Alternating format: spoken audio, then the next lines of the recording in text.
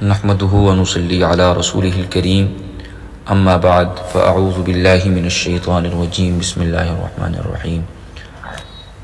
عزیزان گرامی، ماہ رمضان المبارک میں ہمارا اور آپ کا درس قرآن کا سلسلہ جاری ہے، اور گزشتہ درس میں ہم نے سورہ توبہ کی باقی آیات کا مختصر خلاصہ اور آیت نمبر 75 سے 78 تک کا ترجمہ تفسیر اور نفاق کے پیدا ہونے کی وجہ تسمیہ کو بیان کیا تھا۔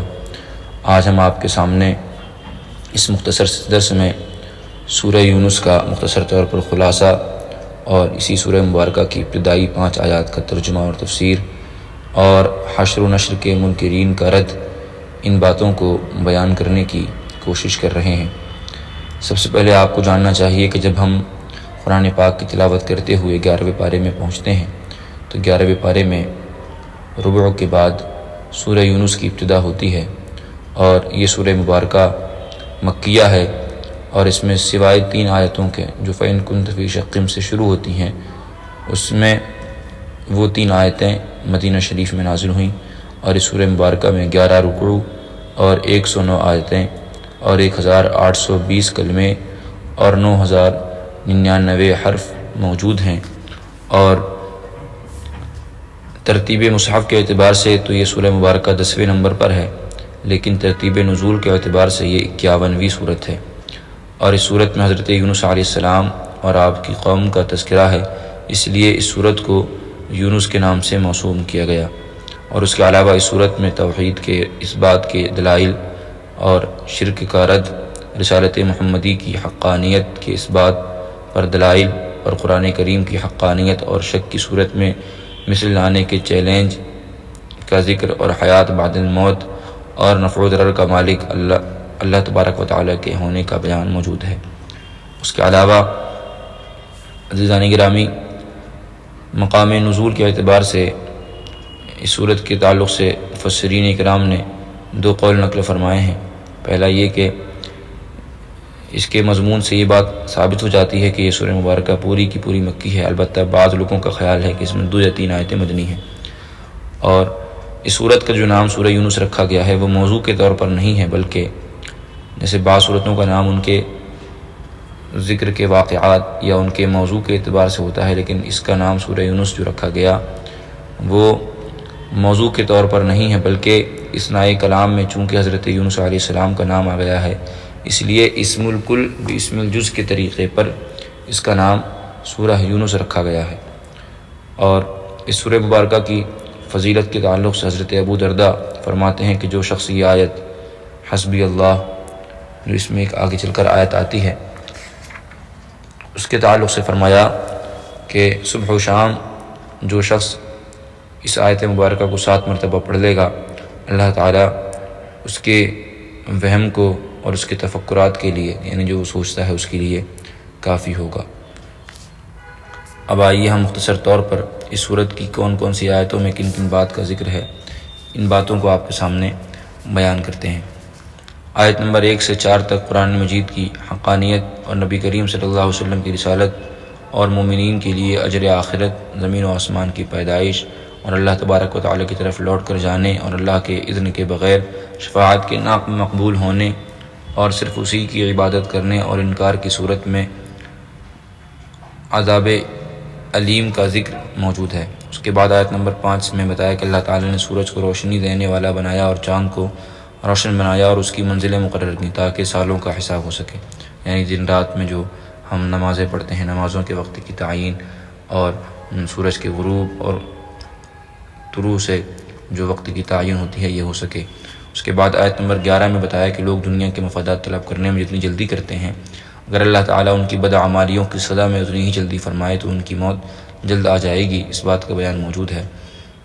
اس کے بعد آیت نمبر 13 میں گزشتہ امتوں کے رسولوں پر ایمان نہ لانے اور ظلم کرنے کے سبب ان کی ہلاکت کا بیان فرمایا گیا ہے۔ آیت نمبر 15 سے بتایا کہ منکرین آخرت کے سامنے جب آیات قرآنی کی تلاوت کی جاتی ہے تو وہ کہتے ہیں آپ اس کے علاوہ کوئی اور قرآن لے آئیں یا اس کو تبدیل کر دیں، اس پورے تفصیل سے واقعے کا ذکر ہے۔ اس کے بعد آیت نمبر 18 میں فرمایا کہ مشرک اللہ کو چھوڑ کر ایسے باطل معبودوں کو پوچھتے ہیں جو انہیں نفع و نقصان پہنچانے کی طاقت نہیں رکھتے، اس بات کا بیان موجود ہے۔ آیت نمبر 22 سے اللہ تعالیٰ نے اپنی مختلف نعمتوں کا ذکر فرمایا، اس میں دریاؤں میں بادبانی کشتیوں کا چلنا، بارش سے انسانوں اور جانوروں کی خوراک کے لیے پودوں اور سبزوں کا اگنا شامل ہے۔ یہ ساری باتوں کا ذکر موجود ہے۔ اس کے بعد آیت نمبر 31 سے بتایا کہ اگر ان مشرکوں سے پوچھا جائے کہ زمین و آسمان سے روزی کون ادا کرتا ہے، حیات موت کس کے قبضہ قدرت میں ہے، اور نظام کائنات کو کون چلاتا ہے، تو وہ کہیں گے اللہ، لیکن پھر راہ راست سے وہ بھٹک جاتے ہیں۔ اس بات کا بیان موجود ہے۔ اس کے بعد آیت نمبر 41 سے 44 میں فرمایا کہ ان میں سے بعض لوگ آپ کو سنتے ہیں اور بعض دیکھتے ہیں، لیکن ان کا سننا دل کے کانوں سے نہیں ہوتا اور ان کا دیکھنا وہ دل کی نگاہوں سے نہیں ہوتا، تو ان کا سننا اور ان کا دیکھنا بے فائدہ ہے۔ اسی آیت نمبر 45 میں فرمایا کہ قیامت کے دن کفار یہ گمان کریں گے کہ وہ دنیا میں صرف دن کی ایک گھڑی بھر رہے۔ آیت نمبر 57 میں قرآن مجید کی شان بیان کرتے ہوئے فرمایا کہ تمہارے پاس تمہارے رب کی جانب سے ایک عظیم نصیحت آئی ہے جو دلوں کی بیماریوں کے لیے شفا اور مومنوں کے لیے ہدایت اور رحمت ہے۔ اس بات کا بیان موجود ہے۔ اس کے بعد آیت نمبر 58 میں فرمایا کہ اللہ کے فضل اور اس کی رحمت پر خوشی منانا چاہیے۔ اس بات کا بیان موجود ہے۔ اس کے بعد آیت نمبر 59 میں کفار کے حلال و حرام کی خود ساختہ فیصلوں کو اللہ تعالیٰ کی طرف منسوب کرنے کی مذمت کی گئی۔ اس بات کا بیان موجود ہے۔ آیت نمبر 63 میں اولیاء اللہ کی شان بیان کرتے ہوئے فرمایا کہ انہیں نہ کسی آنے والی بات کا خوف ہوگا اور نہ کسی گزری ہوئی بات کا رنج و ملال، اور ان کی صفات بیان کی گئی کہ یہ وہ لوگ ہیں جو ایمان لائے اور ہمیشہ تقوی پر کاربند رہے، اور ان کے لیے دنیا کی زندگی میں بشارت ہے اور آخرت میں بھی اللہ کے کلمات تبدیل نہیں ہوتے، اور یہ بڑی کامیابی ہے۔ مختصر طور پر اس بات کو بیان موجود ہے۔ آیت نمبر 65 میں سرکار دو عالم صلی اللہ علیہ وسلم کو تسلی دیتے ہوئے فرمایا کہ اے حبیب، آپ رنجیدہ خاطر نہ ہوں، جو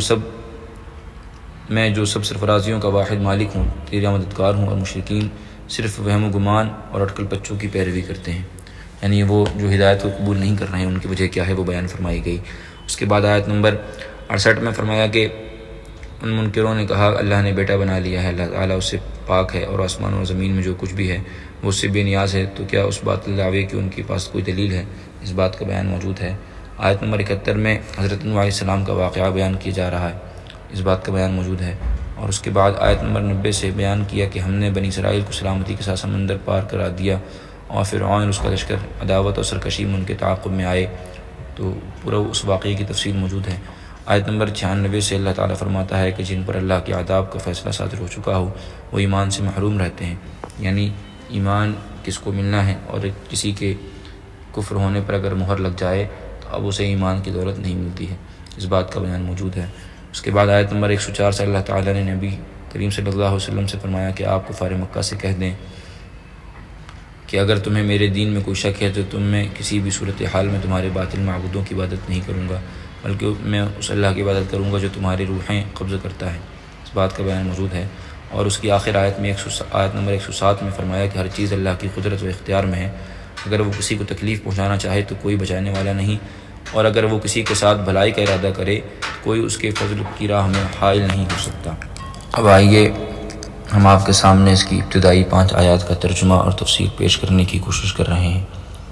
بسم اللہ الرحمن الرحیم، الف لام را تلک آیت الکتاب الحکیم۔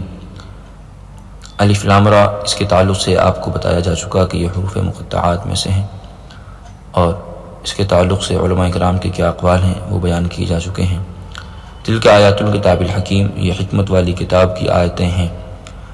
اکان للناس عجبا ان اوحینا الى رجل منهم ان انذر الناس وبشر الذین آمنوا ان لهم قدم صدق عند ربهم قال الكافرون ان هذا لساحر مبین۔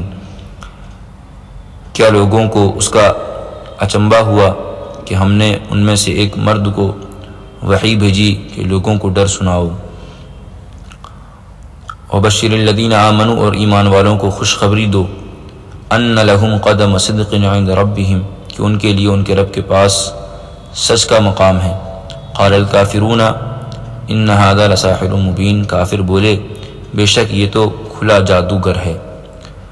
اب یہ کہ ایک مرد کو وحی بھیجی کہ لوگوں کو ڈر سناؤ، اس کی تفسیر کے تعلق سے اس آیت مبارکہ کا شان نزول یہ ہے۔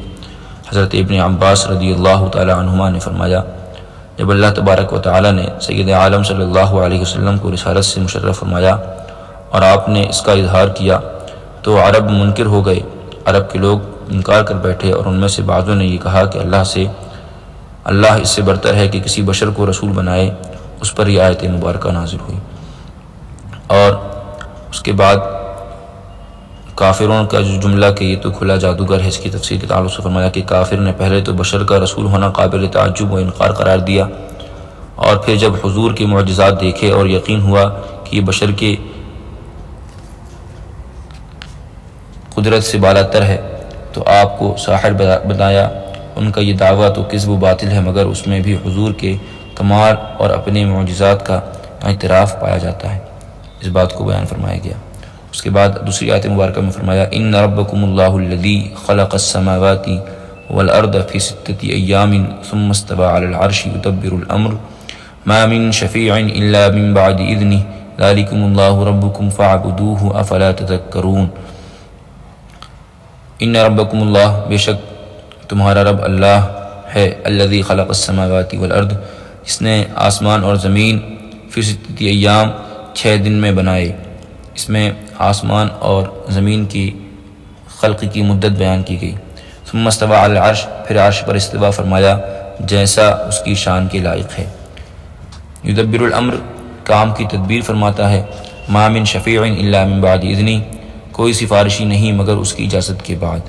اس کے تعلق سے فرمایا گیا اس میں بت پرستوں کے اس قول کا رد ہے کہ بت ان کی شفاعت کریں گے۔ انہیں بتایا گیا کہ شفاعت معذونین کے سوا، یعنی جس کو اللہ تبارک و تعالی اجازت دے گا ان کے سوا کوئی اور نہیں کرے گا، اور معذون صرف اسی کے مقبول بندے ہوں گے۔ ذالکم اللہ ربکم فاعبدوہ افلا تذکرون، یہ اللہ تمہارا رب ہے جو آسمان و زمین کا خالق اور تمام امور کا تدبیر فرمانے والا، اور اس کے سوا کوئی معبود نہیں، فقط وہی مستحق عبادت ہے۔ فاعبدوہ، تو تم اس کی بندگی کرو، افلا تذکرون، تو کیا تم دھیان نہیں کرتے۔ اس کے بعد فرمایا گیا الیہ مرجعکم جمیعا وعد اللہ حقا انہ یبدأ الخلق ثم یعیدہ لیجزی الذین آمنوا وعملوا الصالحات بالقسط والذین کفروا لهم شراب من حمیم وعذاب علیم بما كانوا یکفرون۔ الیہ مرجعکم جمیعا، اسی کی طرف تم سب کو پھرنا ہے، یعنی روز قیامت اسی کی طرف ہمیں اور آپ کو جانا ہے۔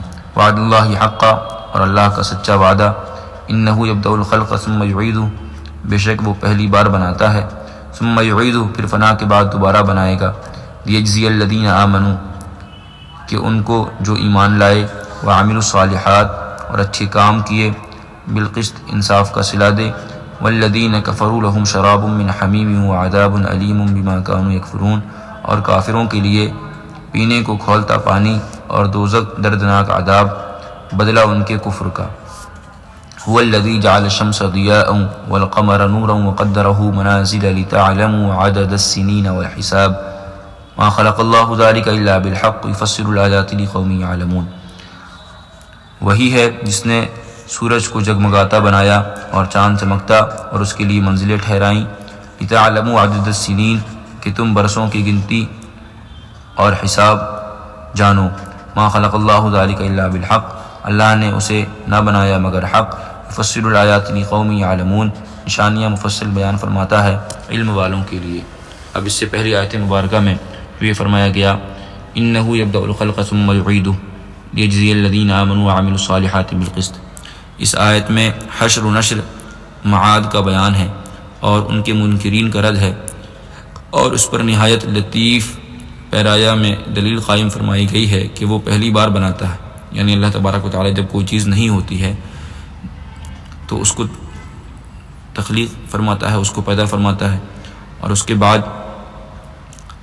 وہ پہلی بار بناتا ہے اور اعضاء مرکبہ کو پیدا کرتا ہے اور ترکیب دیتا ہے، تو موت کے ساتھ متفرق و منتشر ہونے کے بعد ان کو دوبارہ پھر ترکیب دینا، پھر دوبارہ بنانا، اور بنے ہوئے انسان کو فنا کے بعد پھر دوبارہ بنا دینا، اور وہی جان جو اس بدن سے پہلے متعلق تھی اسی بدن سے اس جان کو متعلق کر دینا اس کی قدرت سے کیا بعید ہے۔ اور اس میں دوبارہ پیدا کرنے کا مقصود جزائے اعمال، یعنی